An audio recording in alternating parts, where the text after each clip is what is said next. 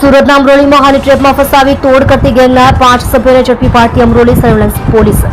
સુરતના અમરોલીમાં હની ટ્રેપ કેસમાં વેપારીને ફસાવીને ₹40,000ની માંગ કરતા 5 આરોપીની પોલીસે ધરપકડ કરી છે. આ કેસમાં 3 પુરુષ અને 2 મહિલાઓનો સમાવેશ થાય છે. વેપારીને મહિલાએ સોશિયલ મીડિયા થકી ફસાવ્યો હતો અને એક ફ્લેટમાં નકલી ક્રાઇમ બનીને ₹4,000નો તોડ પણ કર્યો હતો. મહિલાઓ પણ ઝડપાઈ. સુરતમાં હની ટ્રેપની ઘટનામાં 5 આરોપીની અમરોલી પોલીસે ધરપકડ કરી છે. સોશિયલ મીડિયા થકી વેપારીને ફસાવવામાં આવે છે અને ત્યારબાદ તેની પાસેથી રૂપિયાની માંગણી કરવામાં આવે છે.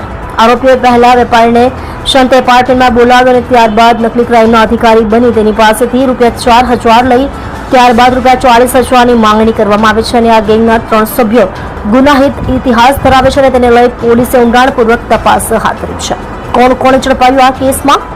આ હની ટ્રેપની વાત કરવામાં આવે તો રાજુ ગુજારિયા, રાજુ કાથરોટિયા, વિજય માળી, તેજલ ઉર્ફે જાનવી, ઋત્વિકા ઉર્ફે ઋતુની પોલીસે ધરપકડ કરી છે. આરોપીઓ પાસેથી રોકડા ₹4,306 મોબાઈલ અને એક હાથકડી પણ મળી આવી છે. અગાઉ પણ ટોળકીએ કોઈને લૂંટ્યા છે કે નહીં તેને લઈ પોલીસે તપાસ હાથ ધરી છે. 3 આરોપીઓ ચોરીના કેસમાં પણ ઝડપાઈ ચૂક્યા છે. પોલીસે મોબાઈલના ચેટના આધારે સમગ્ર ઘટનાની તપાસ હાથ ધરી છે.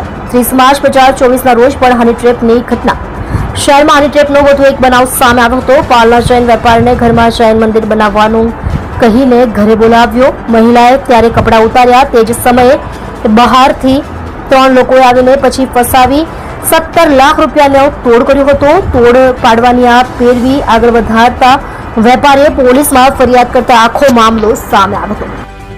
તમે જોઈ રહ્યા છો સત્યને સાથ આપનાર સત્ય સમ્રાટ ન્યૂઝ ચેનલ તંત્રી શ્રી નિલેશભાઈ પાટીલની સાથે.